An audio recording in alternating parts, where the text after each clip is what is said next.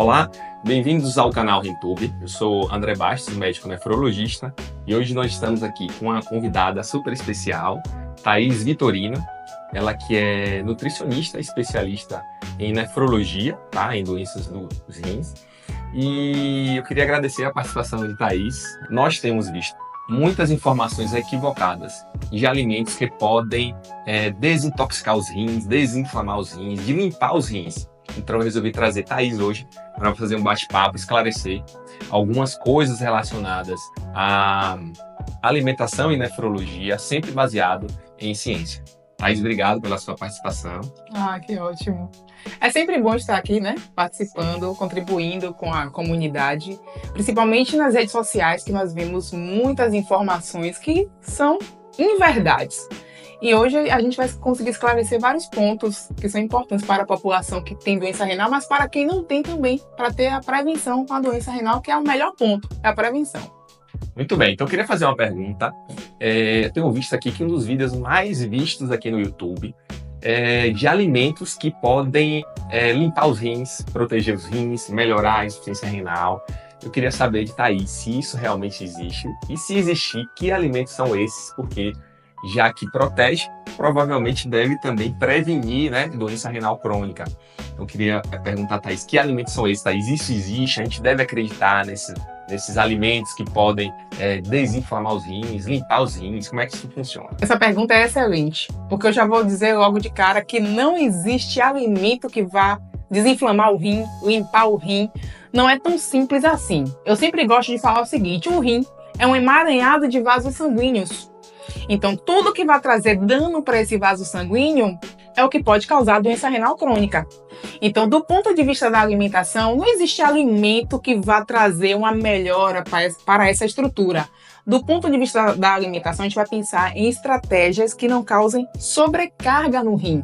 Então, o que é que a gente vai ter que pensar? Todo e qualquer alimento que traga aumento de pressão arterial, que traga um aumento de açúcares no sangue, né? Um descontrole da glicemia, alimentos que trazem acúmulo de gorduras, aumento de colesterol, aumento de triglicerídeos. Estes são os alimentos que podem sim trazer um prejuízo ao rim, né? E trazer uma doença renal. Então, quem come muita gordura, muita fritura, alimentos industrializados, excesso de pães, massas, biscoitos, doces, fast foods, isso sim pode trazer a existência de outras doenças que vão causar doença renal. Do ponto de vista de prevenção e de cuidado com o rim, nós temos que ter, na verdade, uma alimentação mais saudável, incluir frutas, vegetais, preparações mais assadas, cozidas, né? Esse é o cuidado central. Então, muitas vezes na doença renal as pessoas pensam muito em restrições alimentares, mas quem tem a doença renal ou quem quer prevenir a doença renal tem que pensar, na verdade, em um hábito alimentar mais saudável. E nós temos até vários estudos hoje trazendo a ideia do padrão alimentar saudável. Então, nós temos estudos com a dieta mediterrânea, dieta DASH, que são dietas justamente baseadas em reduzir sal, incluir mais frutas, vegetais, incluir carnes magras, preferir alimentos fontes de carboidratos mais integrais. Esse é o cuidado inicial se você pensa em melhorar a sua função renal ou cuidar da sua função renal. Entendi. Ou seja, você quer dizer que não tem uma alimentação específica, um alimento que vá causar insuficiência renal, e nem tem um alimento que vá limpar os rins e curar uma doença renal em alguém que já tenha. Exatamente. Né? Ou seja, existem padrões alimentares que estão relacionados com algumas doenças que causam a doença renal crônica. Sim, não é isso? Exatamente. Tá. E eu tenho outra pergunta em relação ao sal, já que você falou, né? Realmente o consumo de sal, ele realmente prejudica os rins, direto e indiretamente. E os tipos de sal, né? Que as pessoas sempre perguntam: sal marinho, sal do Himalaia, sal vermelho, azul, todo tipo de sal a gente tem hoje em dia. E será que vale a pena gastar tanto dinheiro nesse tipo de alimento? Essa pergunta é perfeita.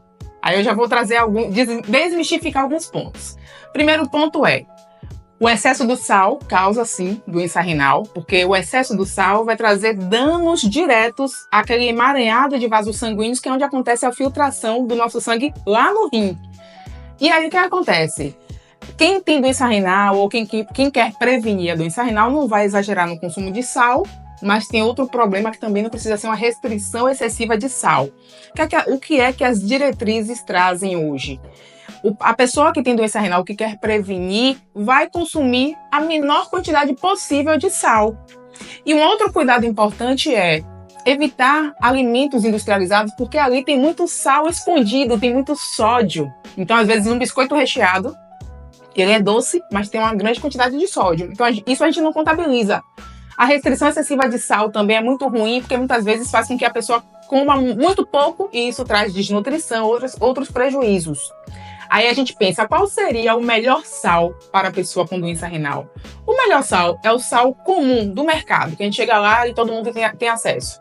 Você vai comprar o sal marinho, usar a menor quantidade possível para preparar suas refeições. E com relação a esse sal, sal rosa, sal amarelo, sal do Himalaia, sal integral, sal grosso, não precisa usar esses tipos de sais específicos, porque um ponto interessante, muitas vezes a pessoa fala de vou usar o sal rosa porque é melhor, tem mais vitaminas, minerais, é um sal de não sei aonde. E aí a gente pensa, sal é um alimento que a gente tem que usar o mínimo possível para ter um melhor controle de pressão. Então a gente não tem que buscar vitaminas e minerais no sal. A gente tem que buscar vitaminas e minerais em frutas, vegetais. Eles são os melhores componentes ali, né, de vitaminas e minerais. Então sal é o sal comum, pouca quantidade.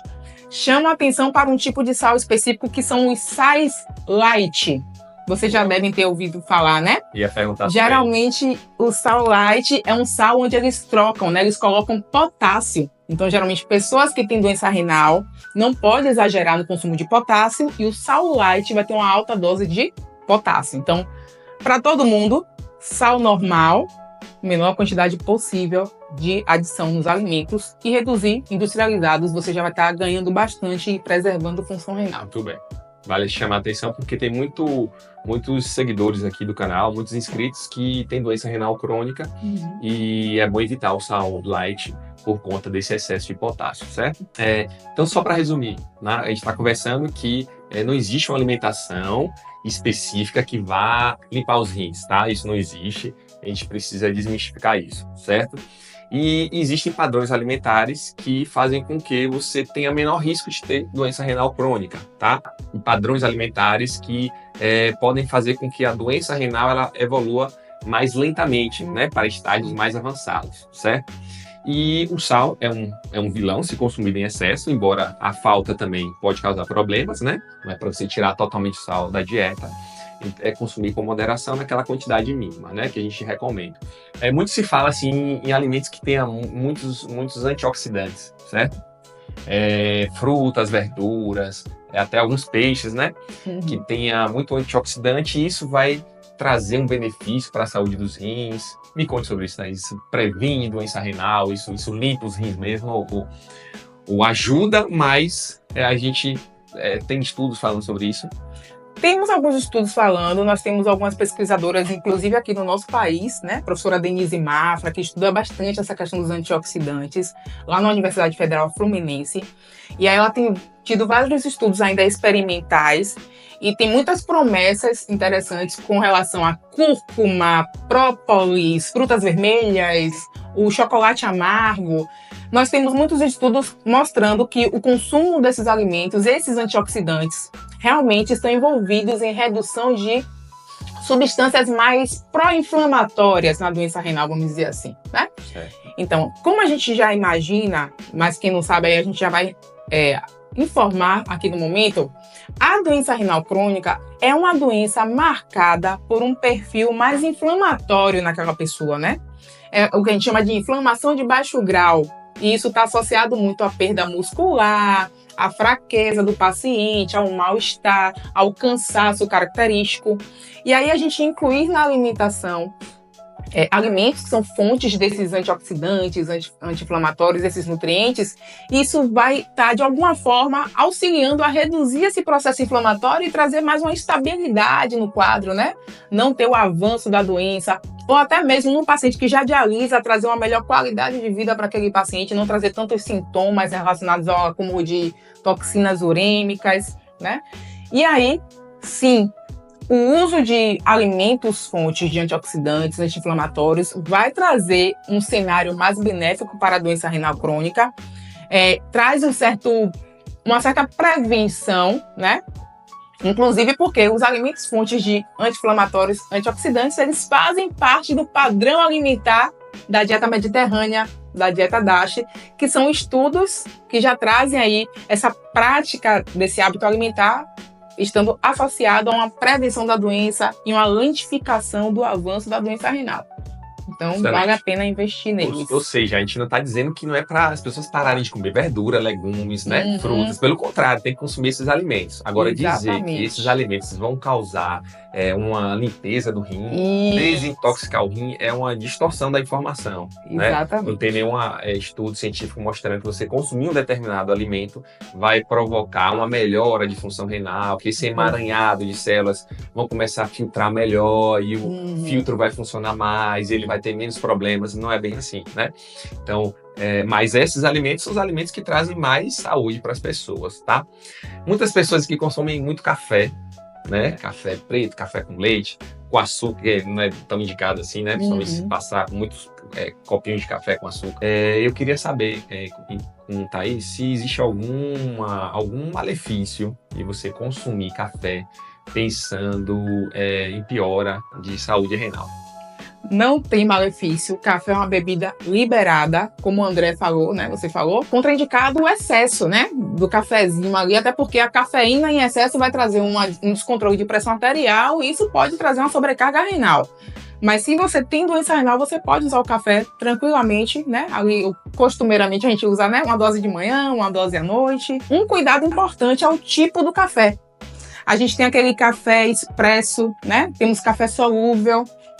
Alguns desses tipos de cafés, para a pessoa que tem a doença renal crônica já diagnosticada ali, eles podem ter uma maior quantidade de potássio, o café solúvel. Então, naquelas pessoas que têm a doença renal, mas que precisam manter o melhor controle de potássio, vale a pena ter o cuidado de não usar tanto café solúvel e utilizar o outro café mesmo, né? O pó ali, fazer a infusão, pode ser mais recomendado.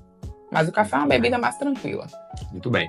E para finalizar, queria perguntar sobre a quantidade de água, né, de líquidos de uma forma geral, que uma pessoa deve consumir. Tem uns vídeos aqui mostrando pessoas que ingeriram água em grande quantidade, em pouco tempo, fizeram a redução do sódio, né, hiponatremia, e isso trouxe problema, então as pessoas ficaram preocupadas. Será que eu devo consumir muito? Será que se eu consumo pouco da pedra nos rins, pode, né, ter uma tendência a formar mais doença renal? Se eu bebo demais, pode causar redução do sódio do sangue, causar sintomas neurológicos, né? Como alguns vídeos que tem aqui no canal. Então, Thaís, na vida é assim, né? Você não deve exagerar nem para mais, nem para menos. Mas, assim, mais ou menos quanto de água a gente deve consumir em 24 horas. E lembrar dos grupos de risco, né? Pessoas que têm problema no coração, no rim, no fígado, não podem consumir em excesso porque não vão conseguir lidar com essa sobrecarga. Dica geral, pessoas que não têm doença renal, né? Que estão aí no seu dia a dia, seu consumo de líquido deve ser de 30 a 35 ml vezes o seu peso. Então, pega 30 a 35 ml e multiplica pelo seu peso. Isso vai dar o total de líquidos, água que você deve consumir no dia. Ponto importante, fracionar. As pessoas têm mania de, vou beber tudo de manhã para ficar livre. É interessante você fracionar essa quantidade ao longo do dia, porque se você bebe tudo pela manhã, o horário que você não está bebendo, você está causando estímulos ali, sobrecarga no rim. Você tem liberação de alguns hormônios que fazem vasoconstricção. Lembra que o rim é um emaranhado de vaso sanguíneo. Tudo que faz sobrecarga nesses vasos sanguíneos vai trazer prejuízo. Por isso que é importante fracionar a dose da água no dia. Para pessoas que têm doença renal e está em tratamento conservador, se não tem retenção de líquidos, não tem edema, não tem inchaços, tem uma função renal ainda satisfatória, segue com os 30 a 35 ml, multiplica pelo seu peso e vai dar o total de líquidos. Se é uma pessoa que tem doença renal crônica, que está conservando o rim, não faz diálise ainda, mas que apresenta retenção de líquidos, inchaços, edemas, falta de ar, né? Essa pessoa vai começar a precisar de restrição. Então, a gente pega o volume de urina de 24 horas e soma 500 ml. Isso vai dar o total de líquidos de água que você pode consumir no dia. Pessoas que fazem diálise geralmente não urinam mais, né? A grande parte, uma parte ainda urina um bom volume. Quem faz diálise segue a mesma ideia da restrição. 500 ml, mais o volume urinário de 24 horas, vai dar o total de líquidos que você pode consumir no dia.